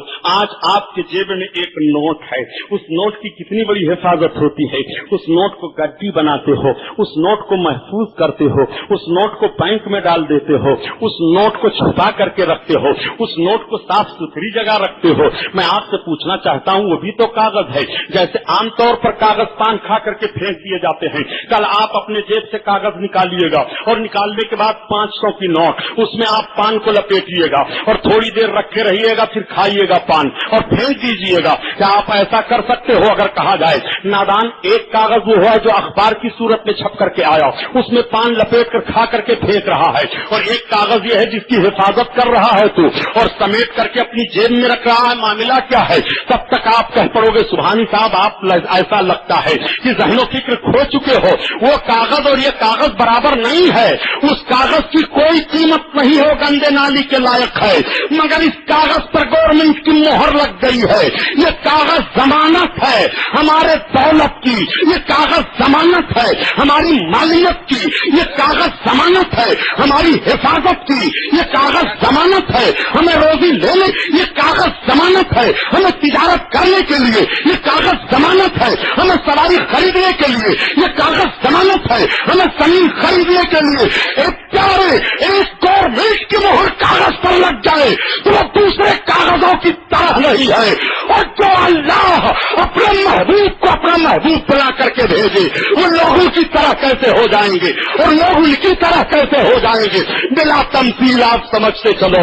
नबी कौनैन को बशर की रट लगाने वालों, जरा अपनी जबान को लगाम दो और ईमान की हिफाजत करो। देखो सुनो सुनो, नबी बशर तो हैं, मगर नबियों को बशर की रट लगाना ये मोमिनों का तरीका नहीं था। कुरान अजीम में रब ताला खुद इरशाद फरमा रहा है कि मेरे महबूबों को बशर की रट लगाना ये तरीका कुफ्फार है, वो काफिरों का तरीका है। वही अपनी तरह नबी कौनैन सल्लल्लाहु अलैहि वसल्लम को बशर की रट लगाया करते थे। आओ देखो, ताज्जुब का मकाम होता है यार, तुम नबी को नबी भी मानते हो और अपनी तरह माज़अल्लाह मानते हो। नबी को तो अपनी तरह अबू जहल भी नहीं समझा था। बताऊं कैसे उसने नहीं समझा था? उसने नबी को सिरे से नबूवत का इनकार कर दिया था। वो कहता था मोहम्मद मैं आपको नबी ही नहीं मानता हूँ, इसलिए कि उसने अपने नबी मानने की जो दलील सरकार के सामने पेश की है उसको भी वाकई की रोशनी में सामने लाओ। नबी कौनैन सल्लल्लाहु अलैहि वसल्लम तशरीफ फरमा है। वाकया सुनाना मकसद नहीं है प्यारे, बल्कि ज़हन फिक्र में बात उतारना चाहता हूँ। नबी कौनैन सल्लल्लाहु अलैहि वसल्लम की बारगाह में अबू जहल हाजिर हुआ, अपनी मुट्ठी में चंद कंकरियां लिए हुए है और कंकरियों को लेकर के छुपा करके जाता है। मोहम्मद सरकार फरमाते हैं हाँ। वो कहता है मोहम्मद नबी हो? आका फरमाते हैं हाँ मैं अल्लाह का नबी हूँ। कहा जब नबी हो तो क्या बता सकते हो कि मेरी मुट्ठी में क्या छुपी हुई चीज है? ये सवाल और ये जुमला अबू जहल का ये बता रहा है कि अबू जहल का भी ख्याल था कि जो नबी होते हैं वो छुपी हुई चीजों को जानते हैं, तभी तो वो मुतालबा कर रहा है मोहम्मद अगर नबी हो तो बता दो। वो सरकार को नबी मानता ही नहीं था और तुम नबी को नबी मान करके अपनी तरह मान रहे हो। अबू जहल ने जैसे ये कहा तो आका ने जुमला दोहरा दिया, ये अबू जहल मैं बता दूं कि मैं क्या हूँ या तेरी मुट्ठी में क्या है, या जो चीज तेरी मुट्ठी में हो खुद बता दो मैं क्या हूँ। अब आपसे मैं पूछना चाहता हूँ, अबू जहल की मुट्ठी में जो पत्थर के कंकरियां हैं छोटी छोटी, रब ताला उन कंकरियों से ये भी तो कहलवा सकता था, कंकरियों कह दो कि मोहम्मद तुम भी इंसान हो और अबू जहल भी इंसान है लेकिन मोहम्मद रसूल है। कंकरियों ये कह दो, लेकिन नहीं प्यारे देखो रब ताला के महबूब जब इरशाद फरमाते हैं ए अबू जहल कंकरियां बता दे, तेरी मुट्ठी में जो चीज है वो बता दे मैं क्या हूँ, कि मैं बता दूं तेरी मुट्ठी में कौन सी चीजें हैं। तो उसने कहा मोहम्मद ये तो और ताज्जुब की बात होगी कि मेरी मुट्ठी में जो चीज है वो बता दे कि आप क्या हैं। आका इशारा फरमाते हैं तब तक उसकी मुट्ठी से आवाज आ रही है ला इलाहा इल्लल्लाह मुहम्मदुर रसूलुल्लाह। उसने अपने हाथ को खोल दिया, झाड़ दिया, कंकरियां जमीन पर गिर पड़ती हैं और उन कंकरियों से फिर भी आवाज आ रही है ला इलाहा इल्लल्लाह मुहम्मदुर रसूलुल्लाह। वो थोड़ी दूर चंद कदम हट जाता है और कहता है ए मोहम्मद तुम्हारा जादू माज़अल्लाह कंकरियों पर भी चल गया। वो जालिम सरकार को जादूगर मानता था, नबी नहीं मानता था, और तुम हो कि नबी को नबी मान रहे हो और ये भी जुमला अपनी जबान पर ले आते हो कि नबी को छुपी हुई चीजों का इल्म नहीं था। ये भी जुमला अपनी जबान पर ले आते हो कि नबी हमारी तरफ है माज़अल्लाह रब्बिल आलमीन।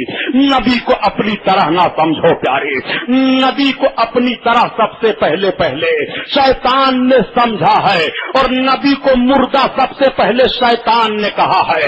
रब ताला हज़रत नूह पैगंबर अलैहिस्सलाम حکیم ارشاد فرماتے ہیں کہ 1000 برس تک ابلیس جہنم میں رہا اور رب تعالیٰ نے پھر حضرت تعالیٰ نے پھر حضرت نوح فرماتے ہیں کہ ابلیس کو جہنم سے نکالا اور نکالنے کے بعد رب نے فرمایا اے ابلیس آج بھی تو اگر آدم کی قبر کا سجدہ کر لے تو میں تیری غلطی معاف کر دوں. تو وہ ظالم اس وقت بھی بول پڑتا ہے اے رب العزت جب میں نے آدم کو اس وقت سجدہ نہیں کیا تھا تو اب کیا سجدہ کروں گا جب وہ مردہ ہو گئے ہیں, جب وہ زمین میں چلے گئے ہیں. پتا یہ چلا کہ نبی کو سب سے پہلے مردہ کا لفظ جس نے کہا ہے وہ ابلیس ہے. آج تم بھی تو یہی کہہ رہے ہو کہ نبی کونین نے فرمایا ہے کہ ایک دن میں بھی مر کر کے مٹی میں ملنے والا ہوں. اور میرے دوست جب میں 99 میں حج کرنے کے لیے گیا تھا تو مجھے جدہ کے ایئرپورٹ پر ایک کتاب دی گئی. آج دکھ ہی دل ہے تو عرض کر رہا ہوں سن لو, جو حجاج کرام جاتے ہیں ان سے بھی پوچھ لو. جدہ ایئرپورٹ پر جب واپس ہوتے ہیں حج کر کے تو ان کو ایک کتاب دی جاتی ہے, قرآن دیا جاتا ہے, مگر قرآن کو کھلا ہوا دیا جاتا ہے اور کتاب پیکٹ میں باندھ کر کے دی جاتی ہے. مجھ کو بھی وہ کتاب پیکٹ میں باندھ کر کے دی گئی تو میں سمجھا کہ چھوٹی سائز میں چھوٹے تختی میں قرآن عظیم ہے. میں اس کو چوم لیا, سینے سے لگا لیا. پھر جب آگے بڑھا تو دیکھا کہ قرآن کھلا ہوا دیا جا رہا ہے. تو میں نے عربی میں پوچھا کہ کیا یہ قرآن نہیں ہے؟ تو کہتا ہے کہ لا, قرآن نہیں ہے وہ, بلکہ وہ کتابیں ہیں شیخ الاسلام والمسلمین کی. میں نے سوچا یا اللہ, شیخ الاسلام والمسلمین کی کتابوں کو پیکٹ میں باندھ کر کے دیا جاتا ہے اور قرآن کو کھلا ہوا حاجیوں کو دیا جاتا ہے. کیا ضروری ہے کہ ہر حاجی جدہ کے اسٹیشن سے جب جہاز پر سوار ہونے لگے تو وضو کے ساتھ ہو؟ وہ بیچارہ قرآن کو ہاتھ میں لے لیتا ہے, وضو سے ہو یا غیر وضو سے ہو. میں آپ سے پوچھنا چاہتا ہوں نجد کے بدماشوں, تم قرآن کو کیوں نہیں پیکٹ میں باندھ کر کے عزت و احترام کے ساتھ دے رہے ہو؟ تم اپنے شیخ الاسلام والمسلمین کی کتاب دے رہے ہو. میں جب جہاز میں بیٹھا تو اس پیکٹ کو کھول ڈالا اور کھولنے کے بعد خدا کی قسم جب پڑھا تو آنکھوں سے آنسو بہ گئے کہ یا رسول اللہ, آپ کے روضے کی زیارت کر کے ہم آ رہے ہیں اور آپ کو اس طرح سے تکلیف دی جا رہی ہے. فوراً پہلی سطر میں یہ تحریر پڑھنے میں آتی ہے کہ رسول اللہ اپنی قبر میں مردہ ہے اور جب ان کو کوئی سلام کرتا ہے تو پھر روح جواب دینے کے لیے لوٹا دی جاتی ہے. فوراً میرے ذہن نے گوارا کیا کہ یہ ابلیس کی بولی ہے. نبی کو تو ہر دم سلام کیا جا رہا ہے, ایک منٹ کا بھی وقفہ نہیں ہو رہا ہے کہ نبی کو سلام نہ کیا جائے تو روح کب پلٹائی جاتی ہے. یہ ظالم نبی کو مردہ قرار دے رہا ہے معاذ اللہ, اور نبی کونین کی شان میں توحید کر رہا ہے. پھر توہین کے کیسے کیسے جملے اس میں بات کر کے میں نے رکھ دیا. ضرورت پڑے گی تو آپ کو دکھایا بھی جا سکتا ہے, لیکن اے مسلمانوں اپنی زبان کو تم سنبھالو.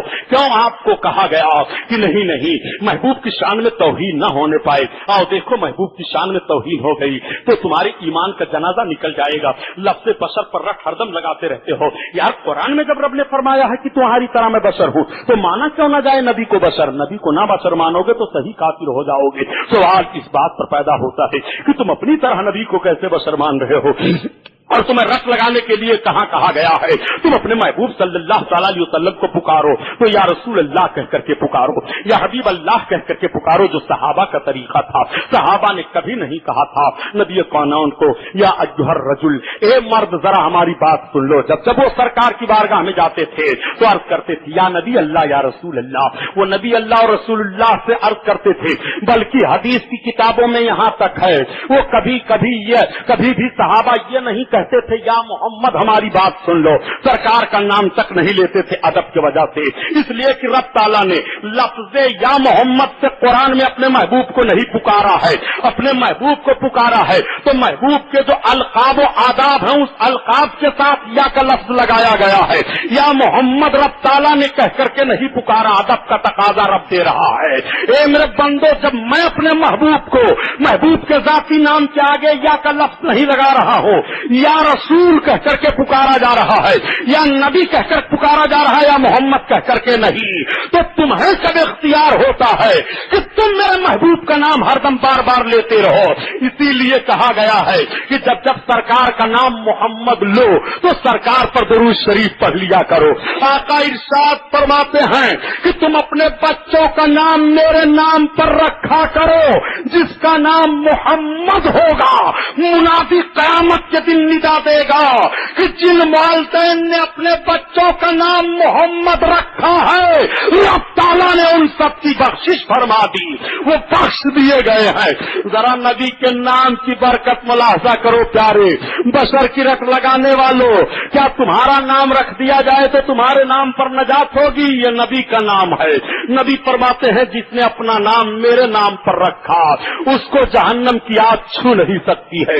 آؤ ذرا دیکھو بشر کی رٹ لگانے والوں، آج تمہارے ذہن و فکر کی یہ نحوست ہے پیارے جو ہم یہ دن ہندوستان میں دیکھ رہے ہیں۔ اسی ہندوستان کا ایک سلطان ہے جس کو سلطان محمود غزنوی کہا جاتا ہے، جو سرکار غازی پاک بہرائچی رضی اللہ تعالیٰ عنہ کے ماموں ہیں۔ حضرت سلطان محمود غزنوی رضی اللہ تعالیٰ عنہ کی بارگاہ کے وزیر تھے ایاز، اور ایاز کے ایک لڑکے تھے جن کا نام تھا محمد۔ اسی بات کو سن لو، اس کے بعد اپنے اپنے ایمان کی حفاظت کرو اور ان لوگوں کے چکر میں پڑ کر کے اپنی زبان اور اپنے ایمان کو برباد نہ کرو۔ دیکھو وہ سلطان ہے محمود غزنوی جس نے سومناتھ کا قلعہ 17ویں بار فتح کیا تھا، وہ محمود غزنوی ہیں جنہوں نے عشق رسالت کا پیغام نشر فرما دیا تھا پورے بھارت میں، وہ محمود غزنوی ہیں۔ محمود غزنوی کے وزیر کا لڑکا ایاز کا محمد نام ہے۔ جب محمود غزنوی کو کبھی کبھی ضرورت پڑتی تھی تو محمود غزنوی کہتے تھے محمد یہ کام سن لو، محمد یہ کام کر لاؤ، یہاں چلے جاؤ، یہاں بیٹھ جاؤ، یہاں اٹھ جاؤ۔ ایک روز حضرت محمود غزنوی بیٹھے ہوئے ہیں کہ تب تک اچانک ان کو ضرورت پڑ گئی، انہوں نے گھوم کر کے دیکھا، کہا وہ ایاز کے لڑکے سن فلاں کام کر لے۔ تب تک ایاز چونک پڑے کہ ہر دن تو بادشاہ میرے لڑکے کا نام لیتے تھے لیکن آج کیوں نام نہیں لیا ہے، آج کیوں میرے لڑکے کا نام لے کر کے نہ پکارا، میری نسبت سے پکارا ہے۔ تو ایاز پوچھ پڑے اے حضور آپ یہ بتائیے کہ جب ہر دن آپ میرے بیٹے کو پکارتے تھے تو محمد کہہ کر پکارتے تھے اور آج جب آپ میرے بیٹے کو پکار رہے ہیں تو میرے نام کی طرف نسبت کر کے پکار رہے ہیں، وجہ کیا ہے؟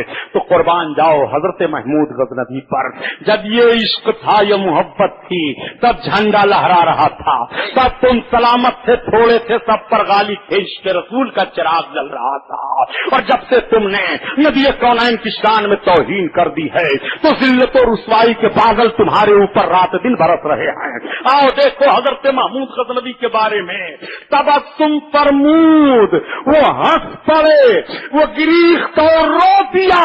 حضرت محمود غزنوی پہلے تو ہنسے اور اس کے بعد رو پڑے، کہتے ہیں اے ایاز سن، تیرے بیٹے کا نام آقا کے نام پر ہے، میں جب ہر روز تیرے بیٹے کا نام لیتا تھا تو میرا وضو رہتا تھا، آج اچانک مجھے ضرورت پڑ گئی، میرا وضو نہیں تھا، اس لیے میں نے تیرے بیٹے کا نام نہیں لیا اور تیری طرف نسبت کر کے پکارا، ادب ہے یہ۔ اسی لیے ڈاکٹر اقبال نے اشارہ کرتے ہوئے کہا کہ قوت عشق سے ہر پست کو بالا کر دے اور دہر نے اس میں محمد سے اجالا کر دے۔ ذرا ڈاکٹر اقبال کے عشق و محبت کو ملاحظہ کرو کہ قوت عشق سے ہر پست کو بالا کر دے اور دہر میں اس میں محمد سے اجالا کر دے۔ نبی کونین صلی اللہ تعالی علیہ وسلم کے نام کے ساتھ یہ ادب و احترام ہے، اسی لیے تو حضرت علامہ عبد الرحمان جامی رحمۃ اللہ علیہ فرماتے ہیں کہ 1000 بار بشویم کے ہند مجھ کو گلاب ہنوز نام تو گفتن کمال بے ادبیت، اگر 1000 بار بھی میں اپنے منہ کو مشک اور گلاب سے دھل لوں یا رسول اللہ اور پھر بھی آپ کا نام لوں تو ادب کے خلاف سمجھتا ہوں۔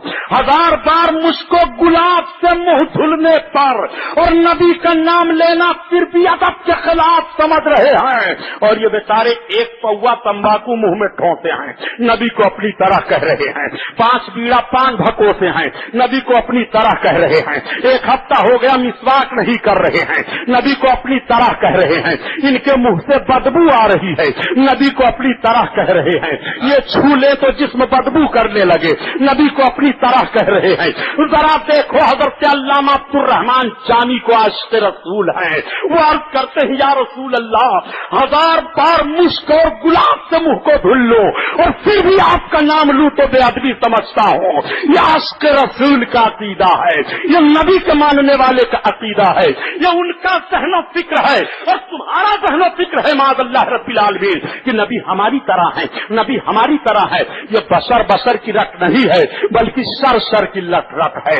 تم سر لگایا کرتے ہو نبی کونین صلی اللہ علیہ وسلم کو بشر کی رٹ لگا کر کے. اپنے ایمان کا جنازہ نہ نکالو اور اپنے ایمان کو برباد نہ کرو پیارے. نبی کونین صلی اللہ تعالی علیہ وسلم کو جب صحابہ عرض کرتے تھے تو رحمت للعالمین کہہ کر کے پکارتے تھے، یا رسول اللہ کہہ کر کے پکارتے تھے. یہ ساری نظیریں تمہارے لیے موجود ہیں، یہ سارے مثال آپ کے لیے موجود ہیں. نبی کونین صلی اللہ تعالی علیہ وسلم کی ذات تو ذات ہے.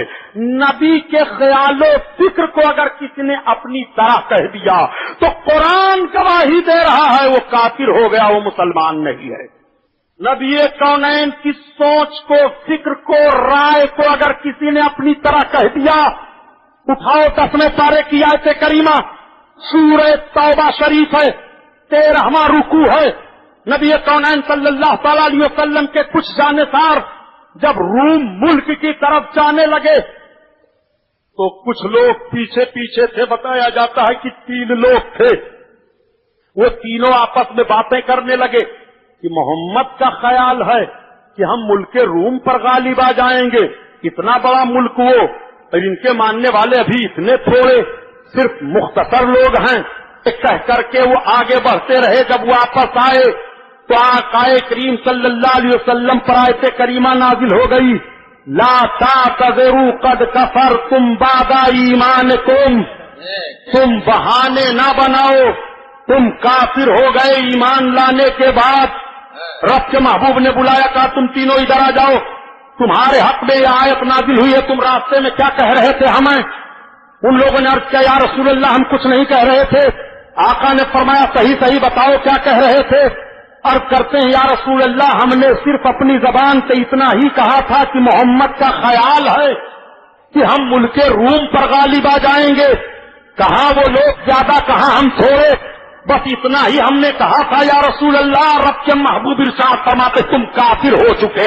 رب تعالیٰ آیت کریمہ نازل فرما رہا ہے، لا تعتذروا قد کفرتم بعد ایمانکم. تم بہانے نہ بناؤ، ہیلے نہ بناؤ، تم مومن نہیں رہ گئے، کافر ہو گئے ایمان لانے کے بعد.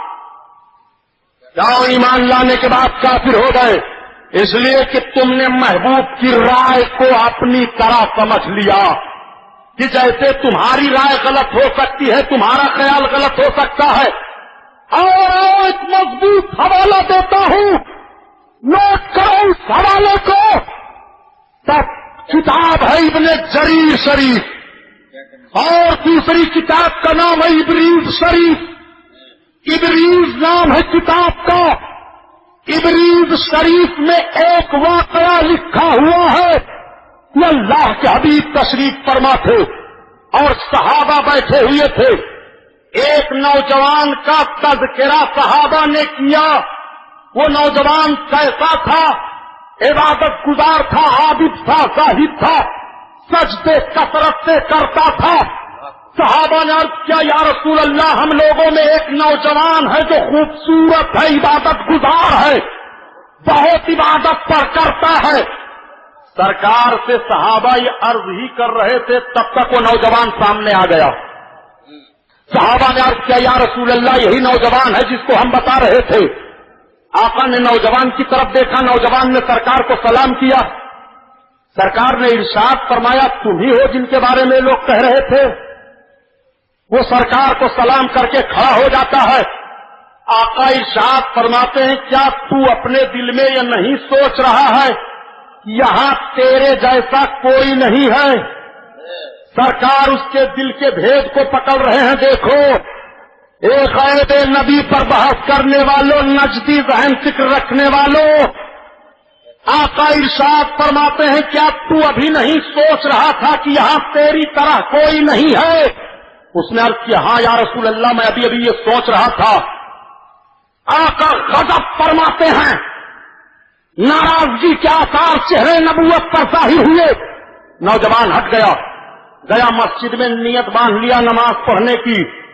میرے آقا ارشاد فرماتے ہیں کون ہے جو اس کو قتل کرے گا؟ ذرا جملے پر غور کرو، ابریز کتاب اٹھا کر کے دیکھو، ان سے پوچھو جو رات دن کتاب کا حوالہ دیتے ہیں. یہ بخاری شریف میں ہے یا ترمذی شریف میں، کہ باپ نے بھی نہیں دیکھا ہے بخاری شریف کو صحیح اور بخاری کا حوالہ دیتے ہیں. 1 کلو میل پیر میں لگی ہے بخاری کا حوالہ دے رہے ہیں. دن بھر بھنگار میں رہتے ہیں بخاری کا حوالہ دے رہے ہیں. 50 برس بھی کتابیں پڑھنے کے بعد دماغ و ذہن میں باتیں نہیں آتی ہیں، اور یہ 50 دن پڑھ کر کے مولوی بن کر کے آ جاتے ہیں اور کہتے ہیں یہ بات بخاری شریف میں ہے. بخاری شریف میں کیا یہ بھی ہے کہ رمضان شریف میں چندہ وصول کے لیے فراڈ کرو؟ کیا بخاری شریف میں یہ بھی ہے کہ 50 کا 500 بنا دو؟ کیا بخاری شریف میں یہ بھی ہے کہ داڑھی چھلاتے رہو؟ کیا بخاری شریف میں یہ بھی ہے کہ کانٹا مارتے رہو؟ کیا بخاری شریف میں یہ بھی ہے کہ دوسرے کا حق مارتے رہو؟ کیا بخاری شریف میں یہ بھی ہے کہ سنی کی دکان پر سنی بن کر چندہ لیتے رہو؟ کیا بخاری شریف میں یہ بھی ہے کہ اپنی دکان پر جاؤ تو مسخرہ کفن کا طریقہ اختیار کرتے رہو؟ کیا بخاری شریف میں یہ بھی ہے کہ رات بھر سنیما دیکھو؟ کیا بخاری شریف میں یہ بھی ہے کہ اپنے گھر میں ٹیلی ویژن رکھو؟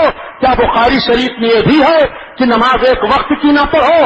کیا بخاری شریف میں یہ بھی ہے کہ رات دن سرکار پر بحث کرو؟ تو بے عشق محمد پڑھاتے ہیں بخاری، آتا ہے بخار، ان کو بخاری نہیں آتی. ارے بخاری ہی میں موجود ہے. ربی علمی و اسینی ایکم مثلی، تم میں سے میری طرح کون ہے؟ مجھے تو میرا کھلاتا اور پلاتا ہے. بخاری میں یہ موجود ہے. بخاری میں موجود ہے رحمت للعالمین ہو، بخاری میں موجود ہے بشیر و نذیر ہو، بخاری میں موجود ہو نبی ہو، بخاری میں موجود ہے سراج منیر ہو. بخاری میں تو یہ ساری باتیں میرے آقا کے لیے ہیں. سن ابلیس کا حوالہ پیارے، آقا کریم ارشاد فرماتے ہیں کون ہے جو اس کو قتل کرے گا؟ جو نبی کو اپنی طرح نہیں بلکہ یہ سمجھ لے کہ یہاں میری طرح سے کوئی نہیں ہے، صرف اتنا ہی سوچ لے. نبی فرماتے کون ہے اس کو جو قتل کرے گا؟ اب حضرت ابوبکر صدیق اٹھے اور عرض کرتے یا رسول اللہ میں مار دیتا ہوں. جب گئے مسجد میں دیکھا تو یہ نیت باندھے ہے. سوچنے لگے کہ نمازی کے لیے تو سرکار نہیں ایسا فرمائیں گے پلٹ پڑے، اور کرتے ہیں یا رسول اللہ وہ تو نیت نماز کی باندھ لیا ہے. حضرت ابوبکر صدیق کے یہ ذہن و فکر نے فیصلہ کیا کہ نمازی کے لیے سرکار ایسا کیوں کہیں گے، کوئی دوسرا ہے ہو سکتا ہو. تب تک حضرت عمر فاروق اعظم اٹھے میں مار دوں گا اس کو.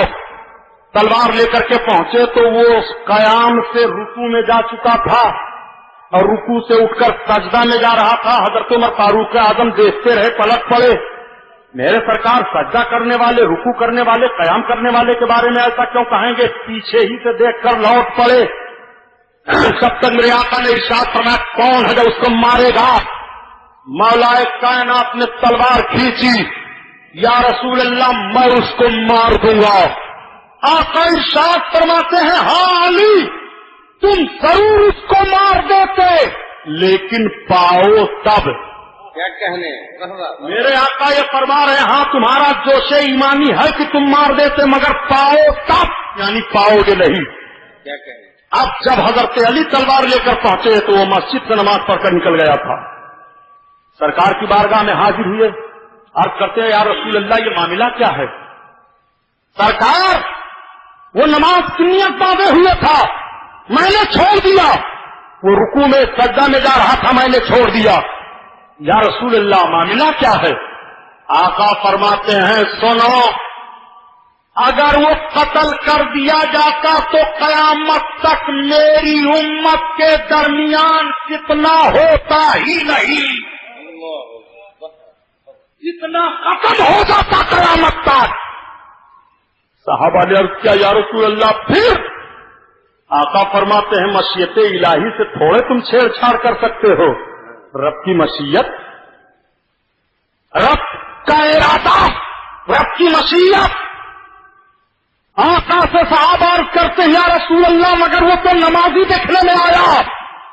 آقا فرماتے ہیں ہاں ایسے ہی لوگ ہوں گے اگلے زمانے سے لے کر پچھلے تک کہ وہ نماز پڑھیں گے، روزہ رکھیں گے، قرآن کی تلاوت کریں گے، مگر دین سے ایسے نکل جائیں گے جیسے تیر کمان سے نکلتا ہے. یہ اسی کے متبعین ہوں گے اور اسی جیسے کی اتباع کرنے والے ہوں گے. نبی کونین صلی اللہ تعالی علیہ وسلم نے क्यों उसको कहा कि कौन है इसको कत्ल करेगा? उसने अपने दिल में सोच लिया कि यहां मेरी तरह कोई नहीं है। और आप नबी के बारे में सोच रहे हो माज़अल्लाह कि नबी हमारी तरह हैं। ज़बान संभालो। नबी कौनैन को खुदा की कसम यजीदियों ने अपनी तरह नहीं कहा, तो तुम हुसैनी बनने का दावा कर रहे हो और अपनी तरह कह रहे हो। क्या करबला के मैदान में कोई बता सकता है कि इमाम हुसैन ने कहा हो यजीदियों तुम मेरे नाना को अपनी तरह कहते हो? क्या तारीख का कोई हवाला आपके सामने आएगा कि इमाम हुसैन ने करबला में मुतालबा किया हो यजीद के मानने वालों तुम मेरे नाना की शान में तौहीद करते हो? इमाम हुसैन की जंग तो सिर्फ यही थी करबला के मैदान में भी, एक नेक को एक बुरे की तरह न समझा जाए क्या कहने? और एक बुरा को एक नेक की तरह न समझा जाए। बहुत और यजीदी समझ रहे थे कि नहीं, बुरे और नेक दोनों ही एक प्लेटफार्म पर आ सकते हैं। इसी बात को जुदा करने के लिए नबी कौनैन के नवाब थे इमाम हुसैन ने अपनी जान दे दी थी और ज़हनो फिक्र दे दिया था ए लोगों नहीं, न तो नेक और बुरे एक तरह से हो सकते हैं और न बुरे और नेक एक तरह से हो सकते हैं। तो जब बुराई करने वाला और नेकी करने वाला, इल्म रखने वाला और ना इल्म रखने वाला, ये दोनों बराबर नहीं हो सकते, तो नबी उम्मती से कैसे बराबरी में आ सकते हैं और उम्मती नबी के ऊपर कैसे हो सकता है? सुनो, किताब का हवाला ले लो। ये लोग जो बशर बशर की रट लगाते रहते हैं, इनके एक मौलाना है मौलवी कासिम नानोतवी, किताब का हवाला सुन लो भाई, पूरा न मानना। ये लोग खाली चिल्लाते रहते हैं कि देखो सुबहानी साहब को न नमाज पर तकरीर करते हैं, न रोजा पर तकरीर करते हैं, न हज पर तकरीर करते हैं, बस खाली मौलवी लोग मुसलमानों को लड़ाते हैं। अजीब बात कर रहे हो यार, मैं आपको लड़ाता हूं? नबी की तौहीन जो करे बता दूं कि ये नबी की तौहीन कर रहा है, इससे होशियार रहो। ये लड़ाई है? अगर ये लड़ाई है तो यही तो ईमान है। नबी के दुश्मन से लड़ना ही तो प्यारे, यही तो ईमान है। क्या कहने? बहुत सुनो, नबी कौनैन सल्लल्लाहु अलैहि वसल्लम को बशर बशर की रट लगाने वालों किताब का हवाला नोट करो। मैं किताब के हवाले में जा करके आपको सिर्फ इबारत पढ़कर सुना दूंगा। मेरी आदत यह नहीं है कि उन इबारतों की तशरीह मैं करूं, हिंदी की और चिंदी ऑपरेशन करूं, नहीं। सुनो, किताब तहज़ुरुन्नास में लिखा हुआ है, बसा औकात उम्मती अमल में नबी से बढ़ सकते हैं।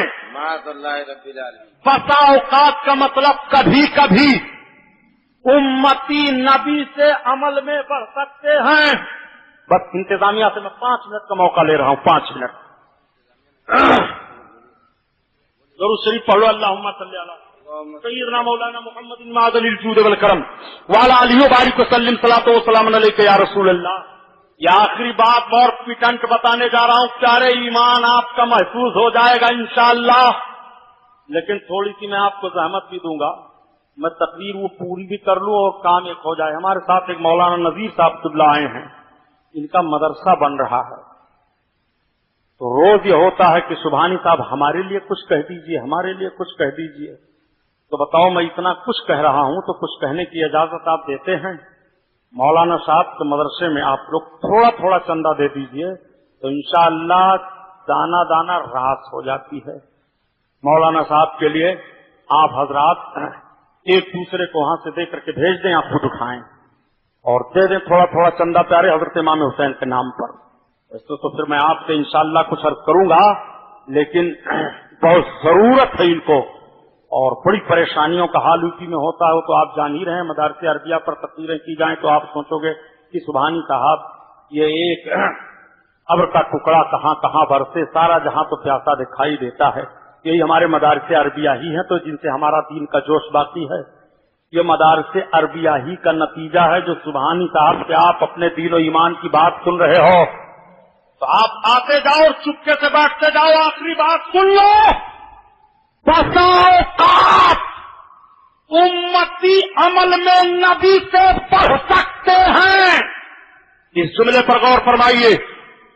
नबी कौनैन सल्लल्लाहु तआला अलैहि वसल्लम की जात हो या किसी नबी की जात हो, किसी नबी का कोई उम्मती सरकार से کیا کسی نبی کا کوئی امتی اپنے نبی سے عمل میں کبھی بڑھ سکتا ہے؟ چاہے وہ رات دن عبادت کرتا رہے. پیارے سن لو، پہلے انسان اور انسانوں میں پھر دو طرح کے انسان، ایک کافر انسان، ایک مومن انسان. اب کافر کو چھوڑ دیجئے، مومن کے بعد پھر مومن ثابت، مومن ثابت کے بعد پھر ولی، ولی کے بعد پھر ابدال، ابدال کے بعد پھر قطب، قطب کے بعد پھر اوتاد، اوتاد کے بعد پھر افراد، افراد کے بعد پھر مختومین، مختومین کے بعد پھر اور درجے ہیں ولایت کے پائے جاتے ہیں، سلوک کا درجہ پایا جاتا ہے، جذب کا درجہ پایا جاتا ہے. اس کے بعد اور درجے آگے بڑھتے ہیں، یعنی آخری درجہ ولایت کا جو ہوتا ہے وہ غوثیت کبریٰ کا ہوتا ہے. اور اس کے بعد ولایت کے درجے ختم ہوتے ہیں تو تابعی کا درجہ شروع ہوتا ہے. پھر تابعی کے درجوں میں پھر تمام درجے ہیں. پھر صحابی کا درجہ شروع ہوتا ہے. پھر صحابی کے بعد افضل صحابی کا درجہ شروع ہوتا ہے. پھر افضل صحابی کے بعد نبی کا درجہ شروع ہوتا ہے. پھر نبی میں رسول کا درجہ شروع ہوتا ہے. پھر رسولوں میں سب سے افضل رسول کا درجہ شروع ہوتا ہے.